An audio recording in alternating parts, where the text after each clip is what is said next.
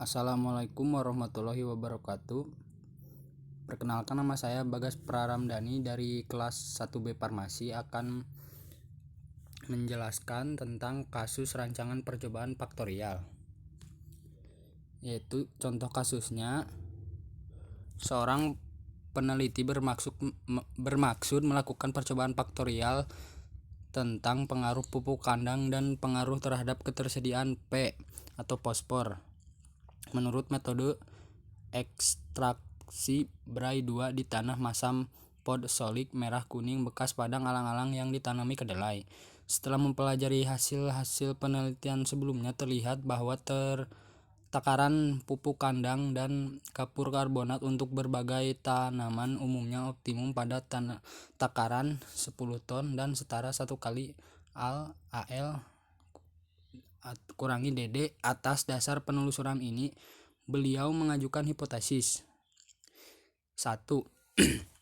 Pupuk kandang akan berpengaruh positif nyata terhadap ketersediaan pH1 umum dan akan optimum pada takaran 10 ton atau H1 khusus.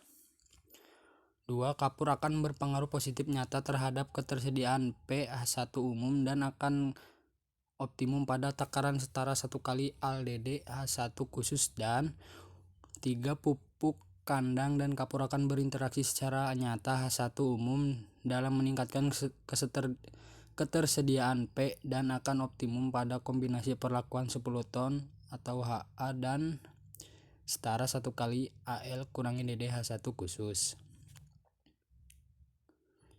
Hipotesis H1 ditunjukkan berdasarkan salah satu kemungkinan hasil uji F yang kemudian dilanjutkan dengan salah satu kemungkinan hasil uji lanjutan beda pengaruh tingkat faktor. Hipotesis ini menunjukkan bahwa derajat kepentingan pengaruh utama A, pengaruh utama B, dan pengaruh interaksi AB dalam percobaan sama besar.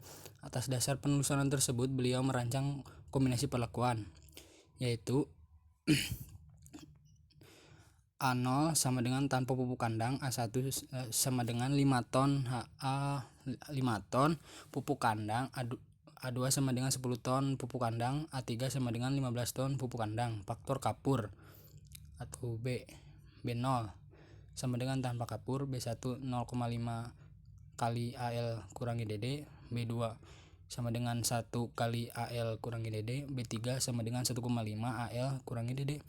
Perhatikan, derajat kepentingan tingkat faktor disusun agar tingkat faktor yang diharapkan optimum atau hipotesis terletak di tengah-tengah. Setelah percobaan berlangsung, dilakukan pengambilan sampel tanah secara komposit dari masing-masing percobaan untuk diuji laboratorium kimia atau kesuburan tanahnya. Hasil analisis ketersediaan PPMP ini adalah sebagai berikut. Langsung saja kepada tabel. Data ketersediaan P dalam tanah menurut kelompok X kombinasi perlakuan, yaitu hasil A0 ada dalam kapur B0, B1, B2, B3 dan sekian sampai A1, A2, A3. Dan ini hasil jumlah dari, misalnya ini hasil jumlahnya ini jumlah keseluruhannya, yaitu ini. Analisis jumlah kuadrat, yaitu FK atau faktor koreksi sama dengan 210 per 48 210,7 kuadrat per 48 sama dengan 924,88521, yaitu ini sebagai FK-nya. JK total adalah yang hasil dari sini 2,1 tapi dikuadratkan dikurangi FK, hasilnya ini.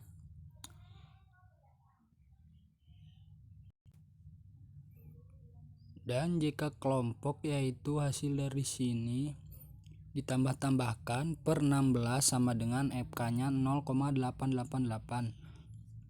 Jika kombinasi AB 8,5 sekian tambah sekian per 3 hasilnya segini, kurangi FK hasilnya segini.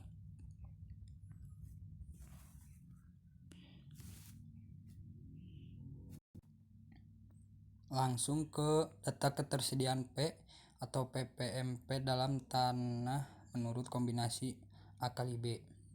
Bisa dilihat tabelnya. Ini sama dengan tadi, ini hasil-hasilnya dan ada yang dikuadratkan. Jika galat sama dengan 141,115 kurangi 0,888 kurangi 137,331 sama dengan 2,896. Hasil ini tadi dari sini, dari FK. Selanjutnya jika pupuk A 32,9 kuadrat tambah sekian per 12 dikurangi FK menghasilkan 92,976.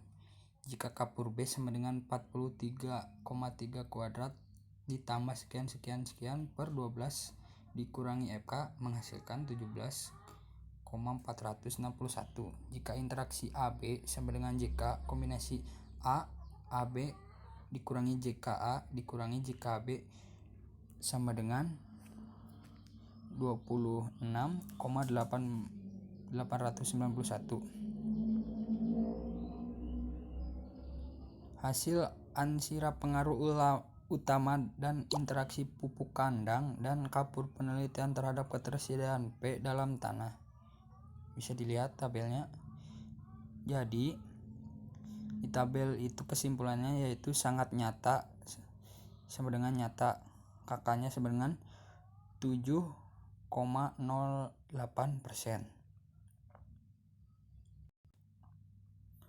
Untuk kesimpulan dari rancangan percobaan, kesimpulan hasil uji F yaitu 1. Semua faktor utama dan interaksi pupuk kandang dan kapur berpengaruh sangat nyata terhadap ketersediaan P tanah, sehingga semua H1 umum diterima pada taraf uji 5 dan 1. Sasaran utama uji F atas dasar kesimpulan ini dapat disarankan bahwa pupuk kandang dan kapur dapat diterapkan secara terpisah, salah satu atau secara bersama-sama.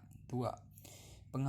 Pengaturan lokal kontrol menurut kelompok berpengaruh nyata terhadap peningkatan P, berarti pengelompokan satuan percobaan ini berhasil memisahkan pengaruh keragaman dalam areal percobaan dan galat sehingga ketelitian, keandalan, dan kebenaran percobaan meningkat.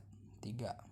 Dengan kakak yang kecil, yaitu hasil dari tadi 7,08% menunjukkan percobaan mempunyai derajat ketelitian yang tinggi sehingga uji lanjutannya cukup dengan uji BNJ yang berderajat ketelitian rendah.